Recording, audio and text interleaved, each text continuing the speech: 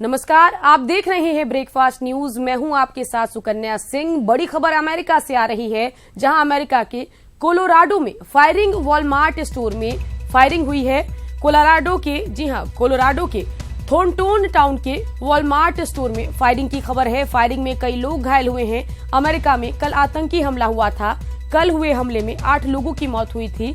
और ये अगली खबर आज की है, जहां अमेरिका के कोलोराडो में फायरिंग की खबर है। वॉलमार्ट स्टोर में फायरिंग हुई है। कोलोराडो के थॉर्नटन टाउन के वॉलमार्ट में फायरिंग की खबर है। फायरिंग में कई लोग घायल हुए हैं। इससे पहले कल भी अमेरिका में आतंकी हमला हुआ था, जिसमें 8 लोगों की मौत हुई थी।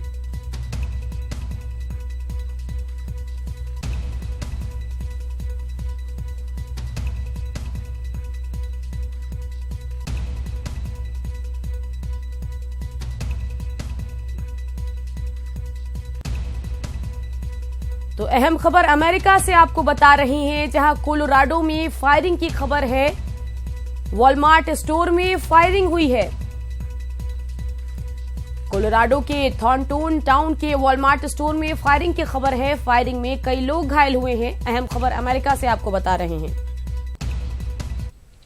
यूपी के रायबरेली में एक बड़ा हादसा हो गया। ऊंचाहार स्थित पावर प्लांट देखते ही देखते शमशान में तब्दील हो गया। प्लांट की स्टीम पाइप में बॉयलर फटने से 22 लोगों की मौत हो गई, जबकि 100 से ज्यादा लोग झुलस गए। हर तरफ चीख, हर तरफ मौत, हर तरफ मातम और झुलसा हुआ इंसानी जिस्म। मौत के इस तांडव को देखकर दहल जाएंगे आप। इन तस्वीरों को देखकर आपके मुंह से चीख निकल जाएगी। ये भयानक तस्वीरें यूपी के रायबरेली के ऊंचाहार एनटीपीसी के हादसे की है, जहां 500 मेगावाट के यूनिट नंबर 6 में बॉयलर का पाइप अचानक फट गया और देखते ही देखते यहां चीख पुकार मच गई। हादसे के वक्त यूनिट नंबर 6 में करीब 150 लोग काम कर रहे थे। हम लोग तो अंदर था, दूसरा बॉयलर का अंदर था। आवाज आया इतना ही, फिर बाद में आदमी सब हल्ला कर रहा था, जो उधर बॉयलर जल गया, आदमी बहुत मर गया, गिर गया। जब तो 12 साढ़े 12 बजे ट्रिप किया बॉयलर, ठीक है। बॉयलर ट्रिप जब किया तो बॉयलर बंद हो गया। फिर 3 बजे के बाद में बॉयलर जब चालू हुआ तो एक में ब्लास्ट हो गया, ठीक है। मेरे 2 आदमी, मेरे मतलब क्या नाम है, साथी, जो जिस रूम में रहते हैं उस रूम में 2 साथी मतलब डेड कर गए हैं। इस हादसे में 100 से ज्यादा मजदूर गंभीर रूप से झुलस गए। घायलों को आनन फानन में आसपास के जिलों के अस्पतालों में भर्ती करवाया गया है। खासकर लखनऊ के बड़े अस्पतालों में वरीयता के साथ भर्ती कराया गया है। इस हादसे में मारे गए लोगों के परिजनों को मुआवजे का ऐलान हुआ है। माननीय मुख्यमंत्री जी ने स्वयं इसका संज्ञान लिया। उन्होंने तत्काल अधिकारियों को इस बात का निर्देश दिया कि जो भी इस हादसे में मौत के शिकार हुए हैं उनके परिवार को 2 लाख रुपए की आर्थिक सहायता, गंभीर रूप से घायल हैं 50,000 रुपए की आर्थिक सहायता, सामान्य रूप से घायल हैं 25,000 रुपए की आर्थिक सहायता, और सभी घायलों की सरकारी खर्च पर उनका पूरा का पूरा चिकित्सीय व्यवस्था किया जाए। ये बड़ी दुर्भाग्यपूर्ण घटना है और जैसी इसकी खबर मिली थी तो मुख्यमंत्री जी योगी आदित्यनाथ जी मॉरिशस में हैं। उन्होंने तुरंत इसका संज्ञान लिया। मुझसे भी स्वयं उन्होंने बात करी और कहा जो भी स्वास्थ्य सेवाएं देनी है उपचार के लिए आप उसकी व्यवस्था करें। रायबरेली एनटीपीसी में हुए हादसे पर पीएम मोदी और कांग्रेस उपाध्यक्ष राहुल गांधी ने ट्वीट कर संवेदना जाहिर की है। यूपी सरकार ने इस हादसे की जांच के आदेश दिए हैं, लेकिन सवाल है कि आखिर किसकी लापरवाही से बॉयलर फटा। इस हादसे का जिम्मेदार आखिर है कौन? Bureau report, ETV news. वहीं हादसे का एक्सक्लूसिव वीडियो ईटीवी के हाथ लगा है, जिसमें धुएं का गुब्बार उड़ता हुआ दिखाई दे रहा है। ये देखिए, यही वो एक्सक्लूसिव वीडियो है जो ईटीवी के हाथ लगा। आखिर सबसे बड़ा सवाल ये है कि बॉयलर बम का जिम्मेदार कौन है। तस्वीरों में आप देख सकते हैं कि किस तरीके से बॉयलर फटने के बाद धुआं यहां पर नजर आ रहा है।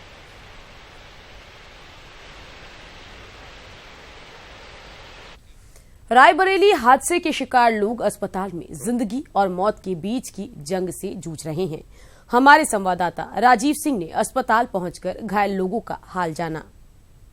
अस्पताल में खड़ा हूं जहां पर कल एनटीपीसी के बॉयलर फटने के कारण घायल हुए लोगों को एडमिट कराया गया। आप देख सकते हैं कि रायबरेली जिला अस्पताल के इस वार्ड में उन तमाम लोगों को एडमिट कराया गया है जो हादसे के वक्त मौके पर मौजूद थे। ये वो मजदूर है, जब बॉयलर फटा तो वहां पर कार्य कर रहे थे। ऐसे में यह हादसा इतना बड़ा था, इनकी माने तो एक भूकंप की तरह वहां पर आया, जिसके बाद ये करीब 90 मीटर की ऊंचाई से नीचे गिरे।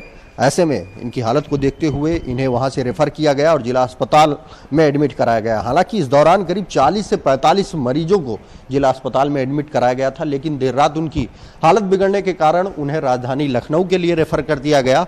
इस दौरान करीब 6 से 7 लोगों की रायबरेली जिला अस्पताल में भी मौत हुई है। तो कुल मिलाकर अगर देखा जाए तो करीब 20 से अधिक लोगों की अब तक इस हादसे में मौत हो चुकी है। ऐसे में कुछ मरीज हमारे साथ मौजूद हैं जिनसे हम पूछेंगे कि इस वक्त उन्हें किस तरह की स्वास्थ्य सुविधाएं मुहैया कराई जा रही हैं। क्या नाम है आपका? जब ये हादसा हुआ उस वक्त कहाँ थे आप? 90 मीटर ऊंचाई पे जब काम कर रहे थे वहाँ कितने लोग आपके साथ थे और कैसे ये हादसा हुआ?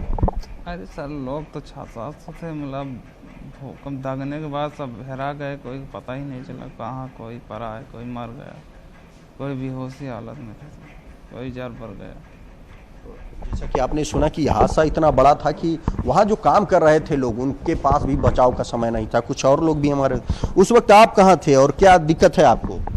दिक्कत नहीं है सर, यही कोयला वोला चला गया है, नाक में है, मुंह से आँख में है सर, जल गए हैं सर और दर्द हो रहा है सर। डॉक्टर वाक्टर आ रहे हैं यहाँ पर?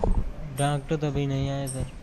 जैसा कि आपने सुना कि ये वो मरीज हैं जिनकी हालत बहुत तो नहीं गंभीर है, जो गंभीर थे उन्हें लखनऊ के अस्पताल में रेफर कर दिया गया, क्योंकि ये क्षेत्र कांग्रेस की राष्ट्रीय अध्यक्षा सोनिया गांधी का संसदीय क्षेत्र है। ऐसे में कुछ देर बाद कांग्रेस के राष्ट्रीय उपाध्यक्ष राहुल गांधी, प्रियंका गांधी समेत प्रदेश कांग्रेस के बड़े नेता भी रायबरेली के जिला अस्पताल में पहुंचेंगे और फिर एनटीपीसी के उस घटना स्थल का निरीक्षण करेंगे जहां पर ये बड़ा हादसा हुआ है। लेकिन फिलहाल अगर बात करें तो जो ये मरीज यहां पर एडमिट है उनके उपचार किया जा रहा है। कैमरामैन रमेश के साथ राजीव प्रताप सिंह, ईटीवी न्यूज, रायबरेली। अब आपको उस विभत्स मंजर का हाल सुनवाते हैं जब बॉयलर फटने के बाद चारों तरफ हाहाकार मच गया था। रायबरेली के अस्पताल में मौजूद एक घायल शख्स ने उस हादसे के विषय पर बताया। साथ ही तीमारदार ने अस्पताल व्यवस्था पर बात की। वैसे दर्द बहुत ज्यादा, जलन बहुत तेज है सर, भाप वगैरह। टैक्सी कितना बड़ा भयानक अरे सर 90 मीटर ऊपर थे सर, अचानक पूरा बॉयलर हिलने लगा, उसके बाद काफी तेज से दगा हो, पूरा गैस फट गई सर, पूरा अंधेला छा गया सर, गिर पड़े। 90 मीटर से 80 मीटर आ गए पलट के, करंट भी पकड़ लिया लाइट का। हाँ, पेशेंट तबीयत ठीक है, थोड़ा जो है शरीर में ही जलन है और जो है दर्द है, यह जो है। हाँ, अभी हॉस्पिटल की तरफ से ठीक ही व्यवस्था है, दवा हो रही है। जो लोग साथ में थे करीब 30-35 लोगों को रात में जो है लखनऊ रेफर कर दिया गया है। अभी इस अस्पताल में सिर्फ 3 ही लोग बचे हुए हैं। हाँ, रात में जो है 4 लोग जो है यहाँ पे एनटीपीसी के जो घायल थे वो 4 लोग खत्म हो गए थे। तबीयत तो ठीक है सर, मतलब ये कोयला वोला जो अंदर चला गया सर, मुंह से, नखूना से, आँख में भी सर, इस सीनम जो है वो होता है दर्द। खबर चतरा से, जहां विकास भवन में भीषण आग लग गई। आग की वजह से सभी फाइलें जलकर खाक हो गई। हालांकि दमकल विभाग की टीम ने काफी मशक्कत के बाद आग पर काबू पा लिया। हमको लगा एकदम।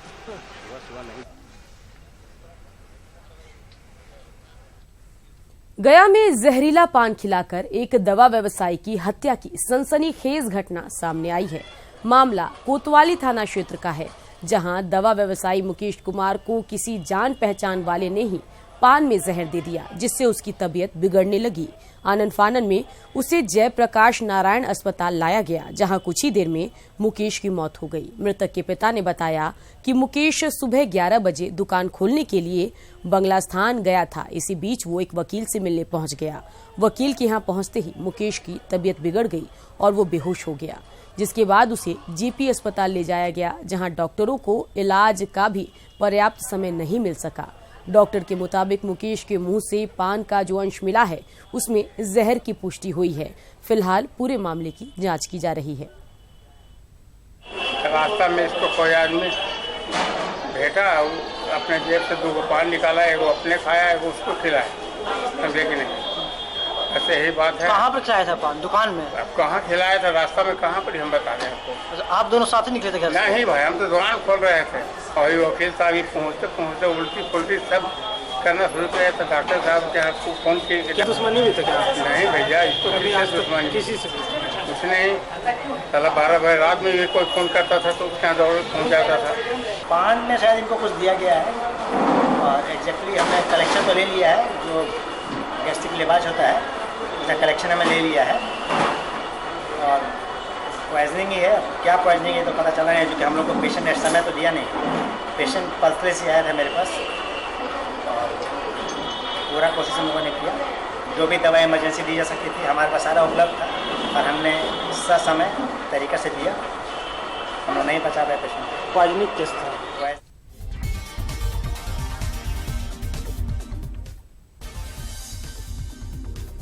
2013 बैच के आईपीएस अधिकारी देवाशीष देव की जयपुर में मौत के बाद उनके पैतृक गांव नालंदा के दीपनगर के राणा बेघा में मातम है।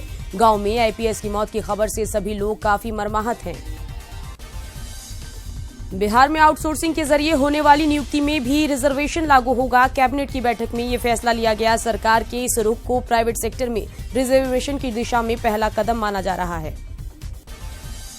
शिक्षा मंत्री कृष्ण नंदन वर्मा ने सासाराम में समान काम के बदले समान वेतन मामले पर हाईकोर्ट के फैसले पर कहा है कि सरकार इस फैसले की कॉपी मिलने का इंतजार कर रही है। देवघर के भुरभुरा मोड़ के पास ट्रक की चपेट में आने से एक लड़के की दर्दनाक मौत हो गई। वहीं घटना से आक्रोशित लोगों ने ट्रक को आग के हवाले कर दिया। फिलहाल पुलिस मामले की जांच पड़ताल कर रही है। सरायकेला के आदित्यपुर थाने में प्रेमी जोड़े की शादी कराई गई। पुलिस ने प्रेमी जोड़े के परिवार वालों को समझाया और आदित्यपुर थाने में इनकी शादी करा दी। धनबाद के बहुचर्चित संजय सिंह हत्याकांड में धनबाद पुलिस ने डिप्टी मेयर एकलव्य सिंह के मौसेरे भाई हर्ष सिंह के घर में छापेमारी की। धनबाद इंस्पेक्टर अखिलेश्वर चौबे के नेतृत्व में छापेमारी की गई।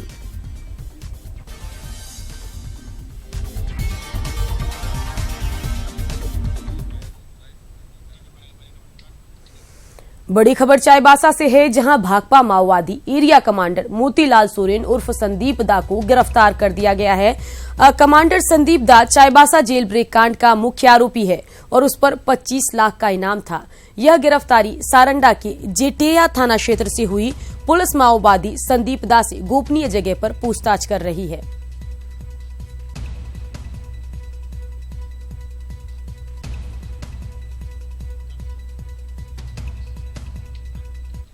दागी नेताओं को डबल झटका लगने वाला है। सुप्रीम कोर्ट जहां ऐसे मामलों की जल्द सुनवाई की तैयारी में है, वहीं चुनाव आयोग दागी नेताओं के चुनाव लड़ने पर आजीवन प्रतिबंध लगाने के मूड में है।